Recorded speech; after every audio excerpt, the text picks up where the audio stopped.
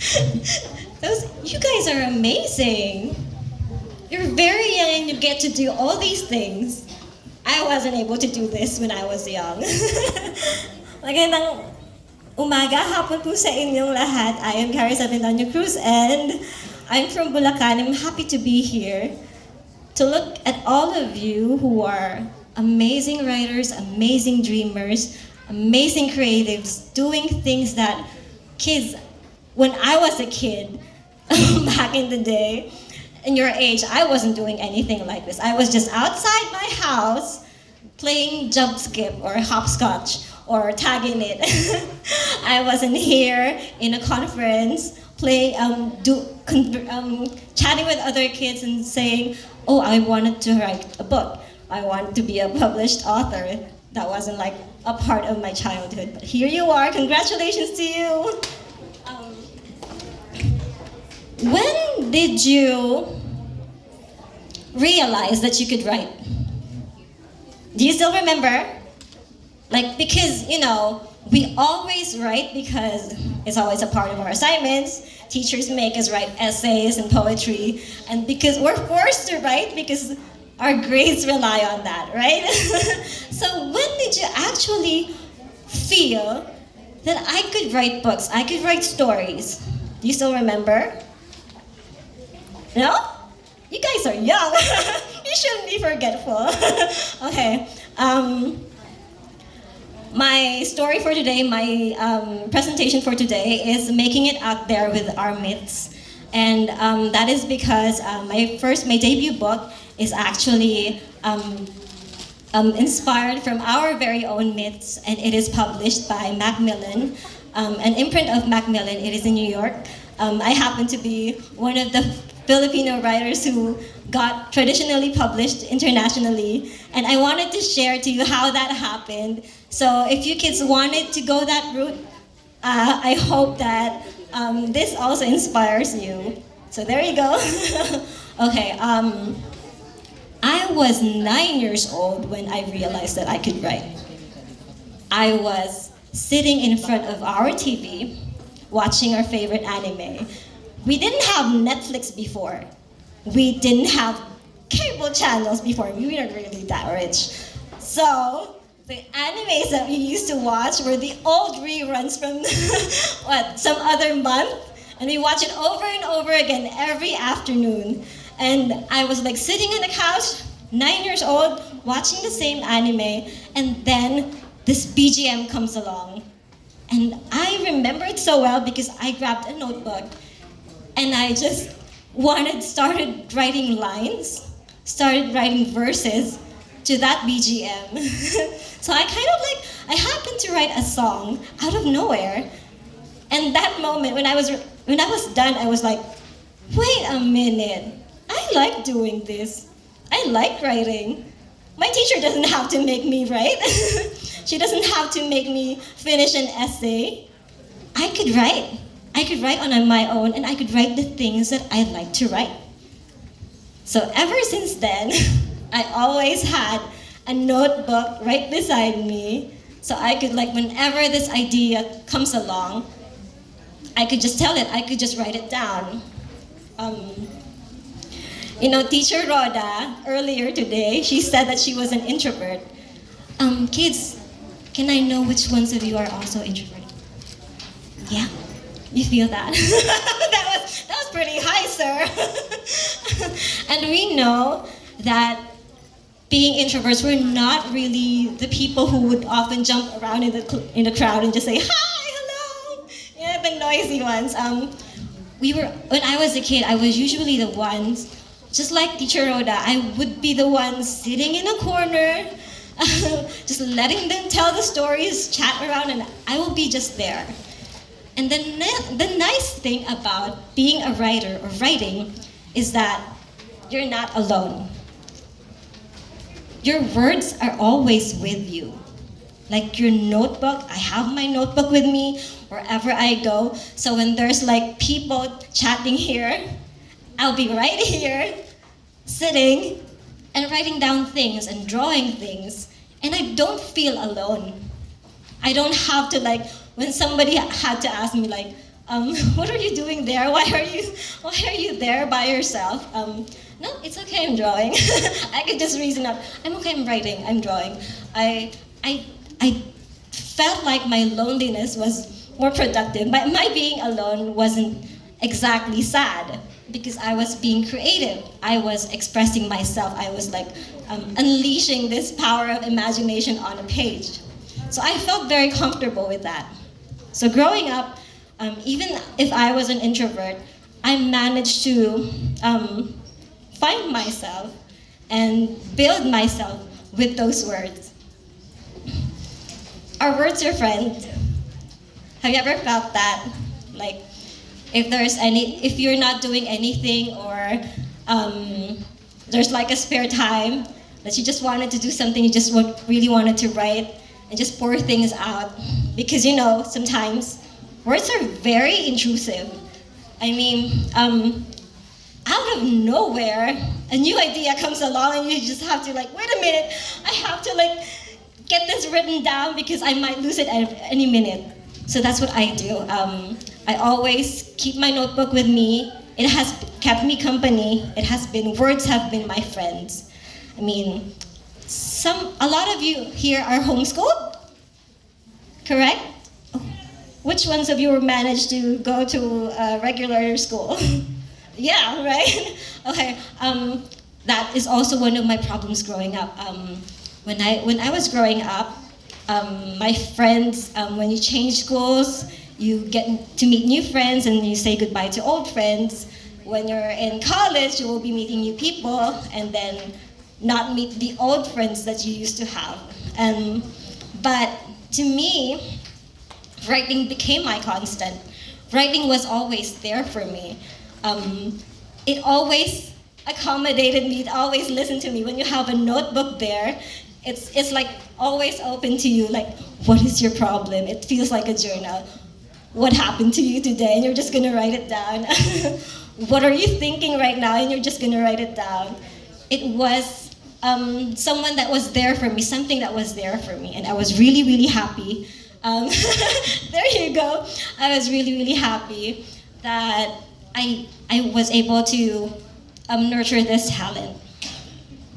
But kids, I know some of you are published authors now. Her Excellency Catherine Dalosa and I have been looking at your amazing books over there. And we felt so proud because we were telling ourselves we didn't have that opportunity when we were younger. So we were like super, super happy to see that you kids have that opportunity now. But we weren't. When I was growing up, I didn't know that I could be a writer. I didn't know that it was possible. I didn't know that an ordinary person like me could ever write a book or even have it published, because I wasn't really brilliant, I wasn't really popular. So I wasn't, when teacher Rhoda asked you earlier, what were you dreaming of? What was your dream? And some of you said, to be a published author. If she had asked me that when I was younger, way, way before, I would have answered, maybe someone who just draws or a graphic artist, because I never, ever, ever, ever, ever thought that it was possible for me to have a book published. It was so impossible. My parents, when I was growing up, the older folk told me that there's no money in the arts. So I took up something that was more hip, more trendy that time. More trending that time. I took up a computer-related course, and I did graphic design for quite a while. When I realized that my introversion still kicks in, and being in an office space wasn't really my favorite thing. So, even though I didn't choose writing, I kind of fell back to doing it again. I chose to work as a freelance copywriter and work by my own, work on my own, find my own clients, and write their stories. So that's how I became a copywriter. It was a fun thing, When I was starting out, I had a lot of clients who made me write weird things like, say, a press release for dumpsters. Yeah? Would you want to write something like that? A press release for dumpsters? Like the things you throw garbage at. But I got to write restaurants, about food, about places across Asia, about furniture, about design. It gave me a whole lot of ideas on how to write for different niches. But during those times when I was at work, I was still writing the things that I love. Back then when Twitter was still Twitter, I was posting poems, short poems there, and one producer found me, and she contacted me and said, "I am making an anthology for artists around the world. Would you want to join?" And that was because she saw my poem on Twitter. That was that. And I said, of course, yes. And all she needed me to do was to just submit a couple of poems, and I said, okay, I'd like to do that. And that was the time when that book got published. Does anybody know Kickstarter? Yeah. So yeah, that's what they did. They kickstarted the book, and they got it published on their own. It was a really, really lovely book with so many art and words there. And the first time that I saw my name on a book, that's when my dream started. I thought, wait a minute. I already wrote for my clients. I already wrote for magazines and blogs and websites. And now I saw my name on a book. And that's when I started dreaming. I think I'd want to write a book. So I did. The first book that I wrote was really something that I have been writing year after year after year and never got to finish it. It was a YA contemporary about a girl who was trying to hide because I was an introvert. And by the time that I finished it, I started submitting it to, I started my journey into getting published. And I wanted to share you how getting published in the States is. It's not really, it takes a lot of steps. Do you know, who among you plays games? Right? So whenever you play games, we always have these bosses that we have to finish before we get to the next bosses. Yeah. So that's what you do with publishing. You have to get through so many bosses before you finally get your book published. So yeah, as you can see, my story did not sell. The thing is, that book, that story wasn't ready. Who among you have written stories now?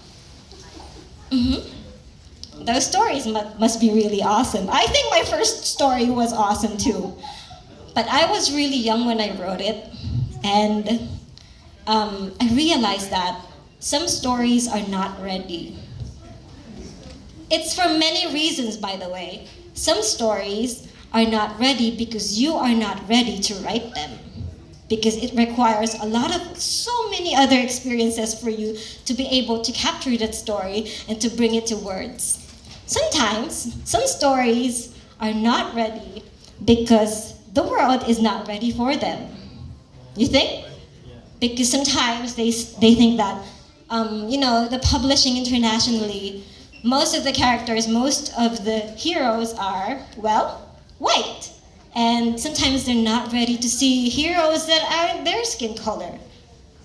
And we're trying to break that gate. We're trying to break that wall because the world needs color, needs our stories. We have 10 minutes left. Look at that. Okay, which I didn't, my story didn't tell. Okay, I'm going to tell you about my publishing journey. The next story that I wrote was for kids. And it was for kids like you, who had a hero, who had a skin color like us, and who tells a story in the stories that we know, the stories of our folklore, the stories that our lolos and lolas used to make us go to sleep. I don't know if your grandmas and grandfathers had to tell you about, if you will not sleep right now, the aswangs will take you. That's what my lola told me. So I was like always scared to sleep in the afternoon. So that was it. That was the story that I wrote. And when I finished it, I had this good feeling about it that, wait a minute, I think the world needs this story. I think the world is ready for this story. And I think I am ready to write this story. I finished that story and I went to prepare and face the different bosses. So one of the first bosses that you have to face, that I had to face, was finding an agent. An agent is someone who champions the writer's books. An agent is someone who makes sure that your book gets read by the right people. She's like your best friend in the industry. She'll help you find editors and publishers within the industry. And she does not get paid. You do not pay her, but they only get commissions from the book deals that you have. So your agent will try to find the best deal for you. So that's what happened. That's my first book. But before you get to find an agent, you have to write the query letter.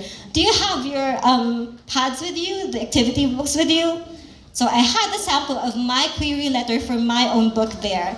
And if you're trying to find, if you're going to go the traditional publishing route, you could use that as a guide for your own query letter when you have a story, when you're ready to go out. Okay, now, since I have 10 minutes left, the second boss that I had was my editor.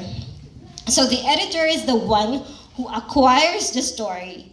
They're the ones within the publishing company, and they're the ones who's going to say, wait a minute, I like this story, we're going to buy this story, we're going to publish it, and we're going to put a nice cover on it, and we're going to bring it to a lot of bookstores around the world. So that's the second boss that you have to impress. If you have an agent, your agent will help you find the editor who would love your story just the same. I think if you look at this one, I think both the same things about them is that they both love your book, they both love you, and they're both going to champion you along the industry. So there. So the book that I was able to write, to finish, can we show them, Kuya Joe? Yeah, that's it. So that is my book. That is my debut book, Marikit and the Ocean of Stars. If you're ready, maraming salamat po. I am proud of this book. My favorite is that it is full of our myths. It is full of stories about the aswangs, tigbalangs, our own gods. It's like Percy Jackson, you know them, but the Filipino version of it. So we're excited too. That is not the only book that has mythology in it. I think Gail D. Villanueva has something coming out next year, and also Roshani Chokshi has this book about Babaylan. So it's nice to see ourselves in our story. Kuya Jomar, can we? Okay, there you go. The world needs your stories. If you're writing something right now, please keep at it, because as you can see, it's time to introduce ourselves to the world. For a long time, we've been at the back seat, at the receiving end of many stories. We're the ones reading. But I'm so glad that in this room, we're the ones writing, and we're the ones producing those stories for other people to read. And those stories have us as heroes. That makes it so Filipino. And it is important to have our own representation written by us out there in the world. We are a nation of storytellers. Yung mga kwento lang sa atin yung, have you ever heard about the kwentong barbero? Yeah. From those little anecdotes to the stories that were made, the horror stories that were made, the urban legends that were made for us. These are all stories that we create, and there's just so much that we could do. I've heard that there's someone here from Bicol, there's someone here from Davao, and all of us regionally have those stories. So you're so rich of stories. Kayong lahat, culturally rich tayo and with our own languages pa. So there's just like, a vast way to tell the stories, so boundless. And I hope that the stories that you make reflect that, pays honor to our culture, pays honor to our roots and our family and the things that we love, so that the world could see who we are as Filipinos. Maraming salamat po.